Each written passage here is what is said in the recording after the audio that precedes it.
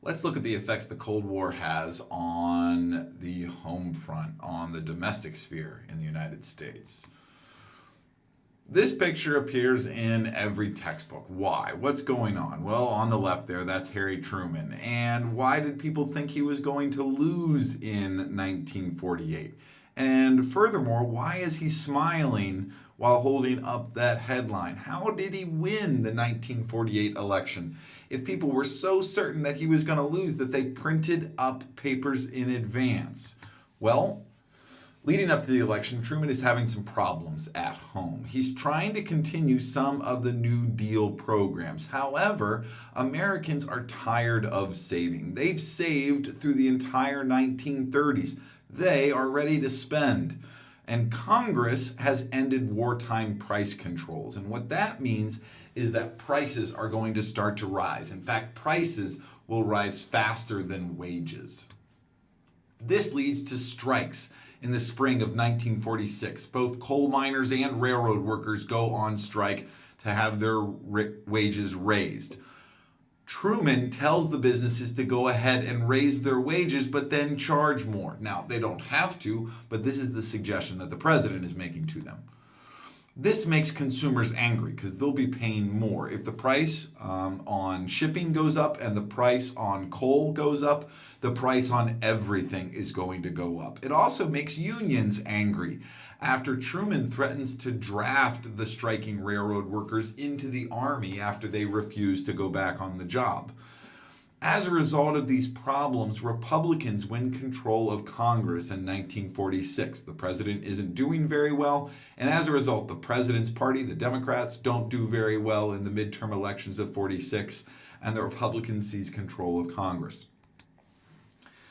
And it does not go well for Truman with the legislature. Congress creates more problems for him. The Republican-controlled Congress tries to push tax cuts for the wealthy through, and Truman has to veto those. And then they pass the Taft-Hartley Act, which is like the bizarro version of the Wagner Act. Now, the Wagner Act helped organized labor, helped unions more than any other bill has in American history.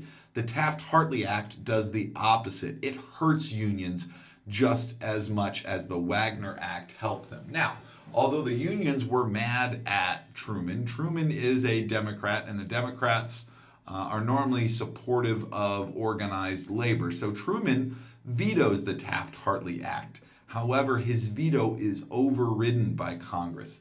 Congress is able to get enough votes to override his veto and still pass the Taft-Hartley Act despite the president's objection.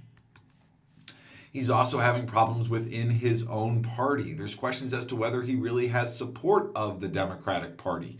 There are Democratic leaders asking Truman to step aside and let Eisenhower, the hero of World War II, run as their presidential candidate in 1948. However, Eisenhower didn't want to be president in 1948. There's also people saying that they should let Henry Wallace run as their candidate. He was FDR's first vice president. He had been Secretary of the Interior. He was the guy behind the Agricultural Adjustment Act. He does not run as the Democrats' candidate, but however runs as a third-party candidate, taking the title of the Progressive Party candidate. And he's campaigning on a lot of the old New Deal ideas, continuing the New Deal. And in the South, Strom Thurmond is very popular with Southern Democrats, sometimes called Dixiecrats at this time. And Dixiecrats are upset with Truman over his integration of the U.S. military, having black and white soldiers serve together by the end of the war. And Dixiecrats disagreed with the rest of the Democratic Party platform in that the Democratic Party platform is calling for federal anti-lynching laws. The Democratic platform is calling for an end to school segregation. The Democratic platform is calling for an end to job discrimination and laws to enforce that end to job discrimination. Dixiecrats are upset with this. They feel these should be state issues. The federal government should not be involved.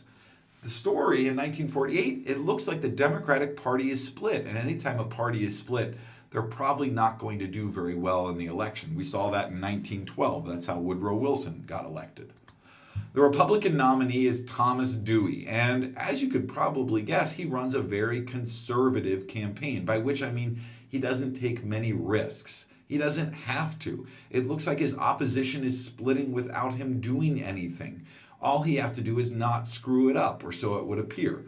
Truman goes all out, campaigns across the nation, and sells the message that the Democratic Party fixed the Great Depression. Fortunately for Truman, the New Deal coalition, that group of farmers and organized labor and urban ethnic groups and African Americans, those groups who had been so helped by the New Deal and had coalesced behind the Democratic Party, they held together.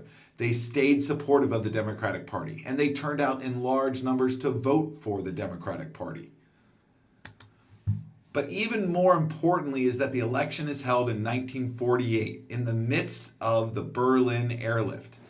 And the Berlin airlift dominated the news for 1948. And the public has been very pleased with how Harry Truman handled the crisis in Berlin. And as a result, a lot of people vote for him, and they vote the Democratic Party back into control in Congress.